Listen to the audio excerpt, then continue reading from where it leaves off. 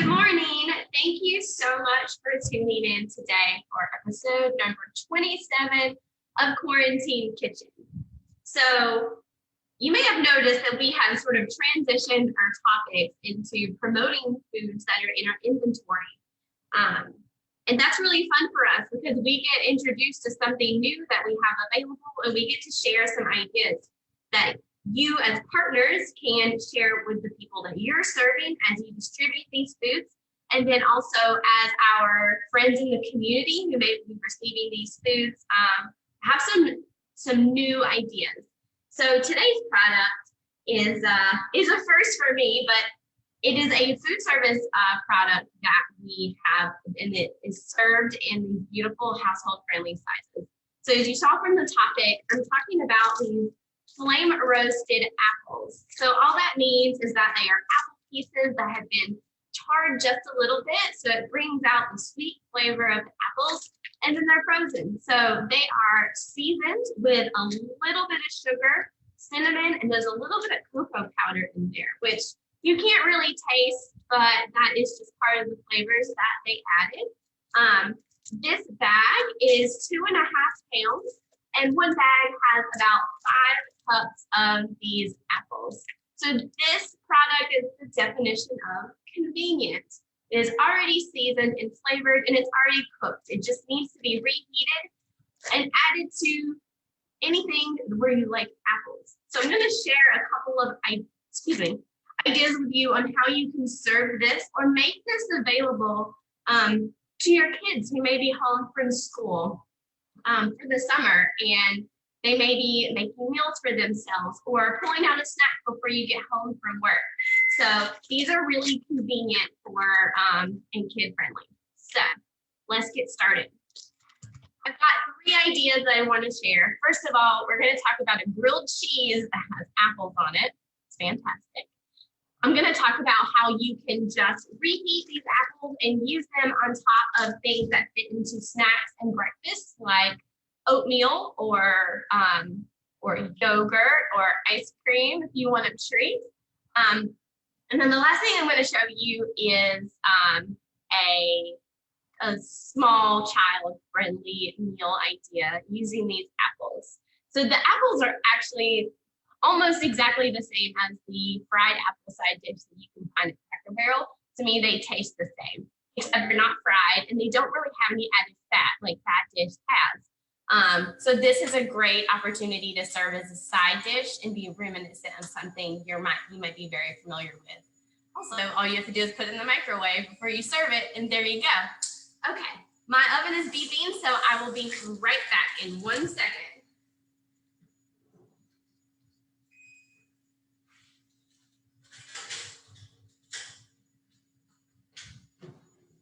Okay, y'all, I'm just going to start with this since it is available and ready to go. So this is French toast. We have a food-based French toast recipe that we like to share that highlights using UHT milk or shelf-stable boxed milk.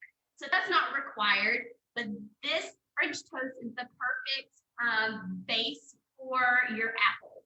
So I'm going to take my French toast off of this heat pan,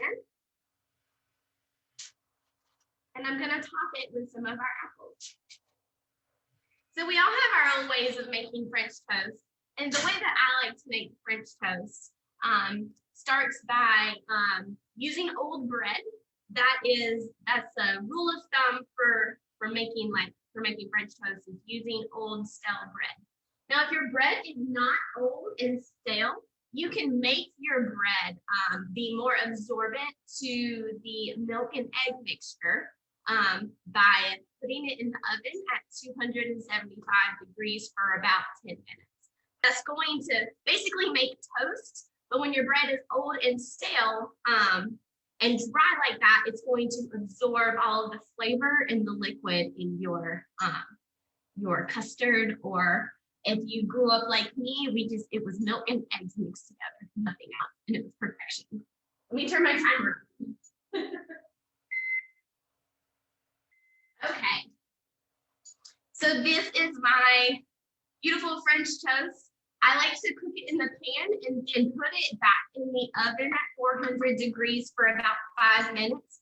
That helps to solidify it and make it the custard mixture really cook through and make it really susceptible to like anything you want to put on top of it.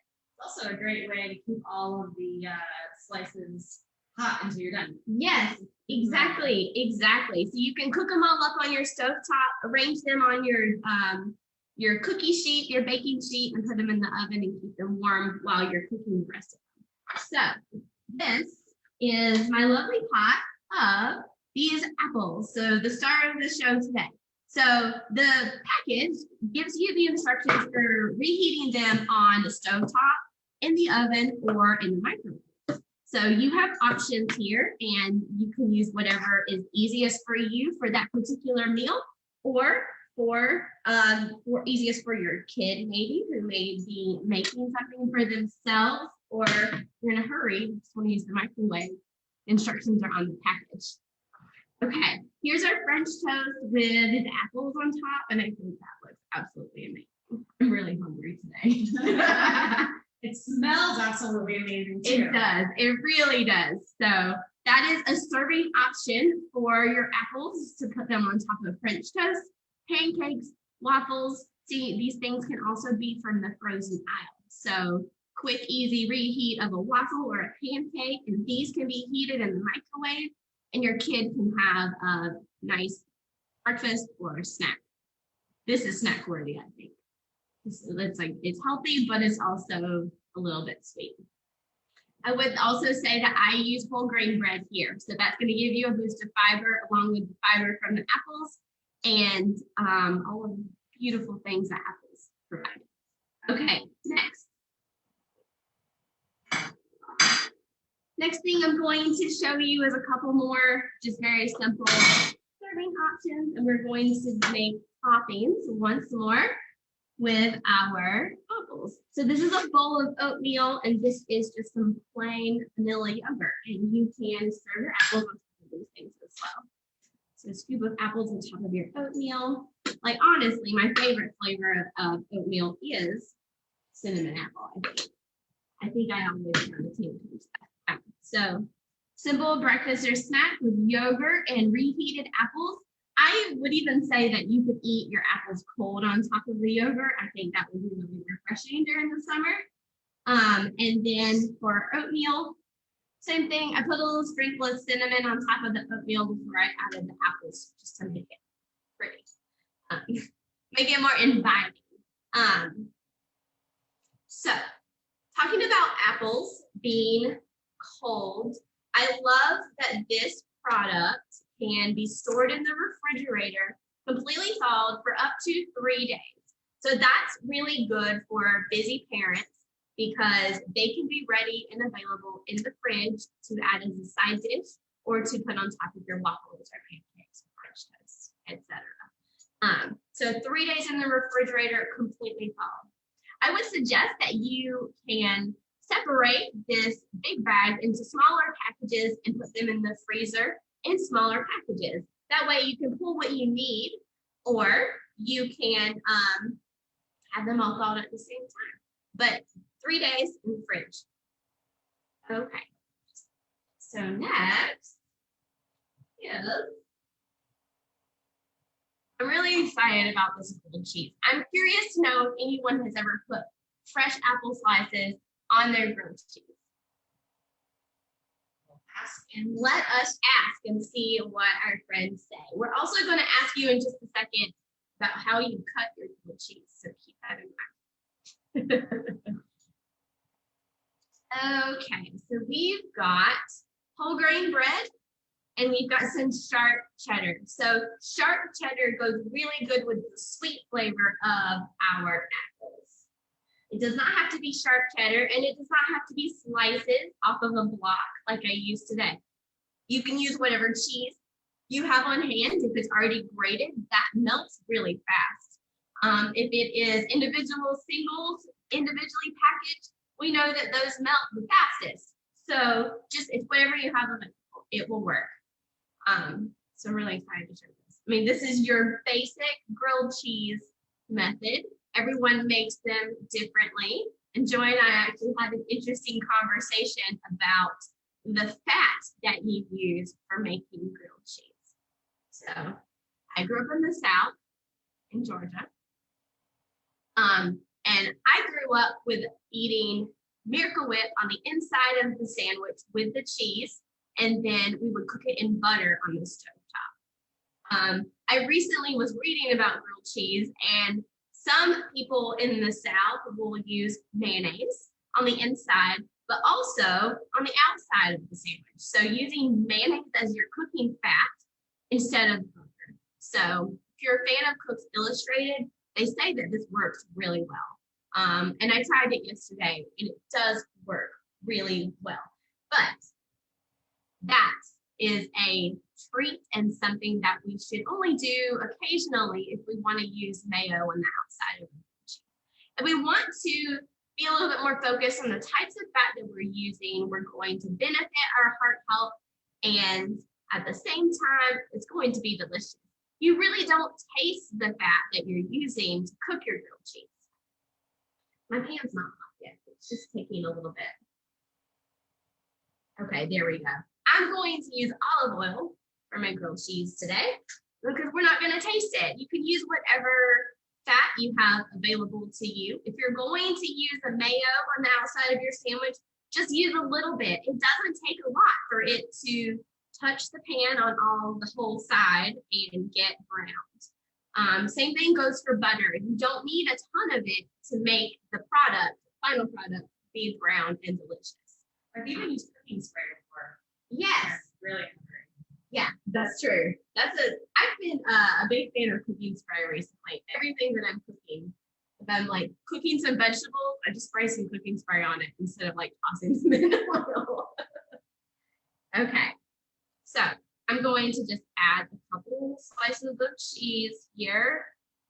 There we go. I'm gonna add my fat to the pan. Let's see if I can turn this. There we go. Now we can see it. All right, it's bubbling a little. I think we might have just a little too much fat. If that's the case, you can always pour some off as long as the bottom of your pan is coated. And then you can save that bit for later.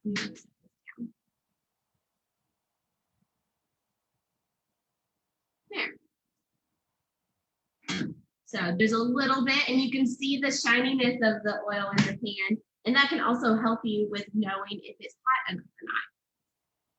But it feels good to my hands. So I'm gonna put my sandwich down. Nice, nice, nice, nice. There.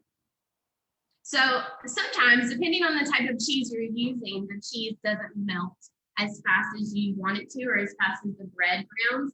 So like this is sliced cheese from a block, and it's gonna take a little bit longer to melt. So I will put a lid on it, and that helps to hold the heat inside the pan, brown the bottom, while also having the heat melt the cheese from the top as well as the bottom.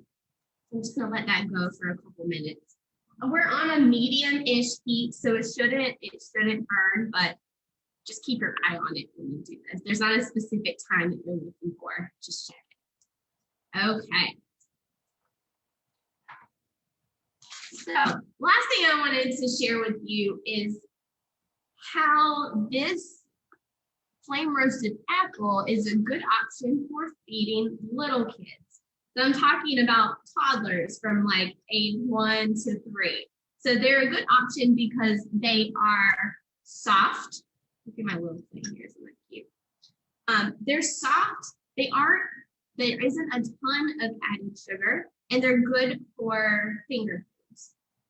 You can serve them warm or you can serve them cold. This is a meal option for little kiddos. So these are lima beans. So that would be our protein source here in this meal. We're gonna get some protein and some fat from the little cheese slices. And then we're gonna get some fiber and vitamins and minerals from our apples. And that is going to be a nice balanced meal for a small child. So honestly, kids don't need as much as we sometimes think that they do.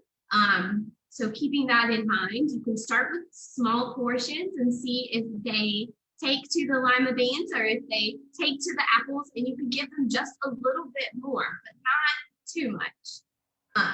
So I chose lima beans because in our GNAP inventory, we've got some good child-friendly proteins that would fit into balanced diet while being super convenient.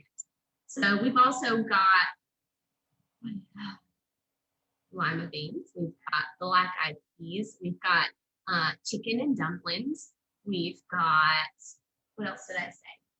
Butter beans, we've got butter beans. So all of those would be a good protein option for a little kid. So they don't have to have meat at every meal, but they do need a good source of protein because they're growing. And your cheese is going to do that as well. All right, let's check our grilled cheese here. I smell it. Let's see. That's perfect. The cheese isn't melted just yet, which is what I expected. I'm going to go ahead and put my top here. Can we see it? No. There we go. So there's the one side of my grilled cheese. I'm going to take it and give it a flip. The other side is really nice. I'm going to turn the temp off, and I'm going to put the lid back on it. So it will help the cheese to melt all the way. Actually, I'm missing the most important part of this grilled cheese, which is the apples. I got ahead of myself there. Let's see. That's the side with the cheese stuck. The cheese is stuck.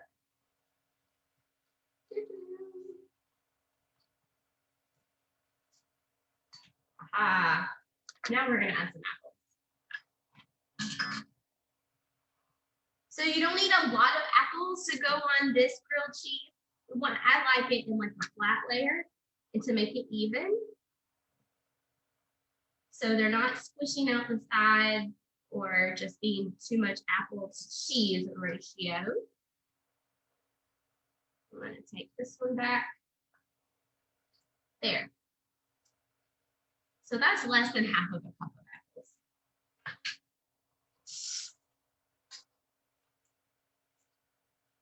There we go.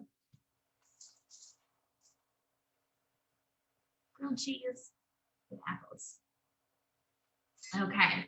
Joy, did anyone let us know that they had grilled cheese with apples on it before? Nobody answered that question yet. Have we had any other? I tried it yesterday. We were testing out recipes, and I'm big fan. I agree with you. putting on a rainy day, which is perfect. It's a perfect day for this too, because there's something really warming about the spices and having the soft and a little bit sweet apples on a really, it's not cold, but it's cooler than it has been, and wet day. So I think this is perfect for today.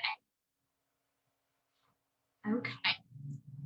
So I also would like to know if anyone, but how do you cut your grilled cheese?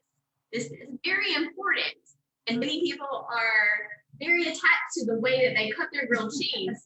So I'm just curious to know if anyone would like to share how they cut their grilled cheese. We've got a vote for rectangles from Lauren Mejia.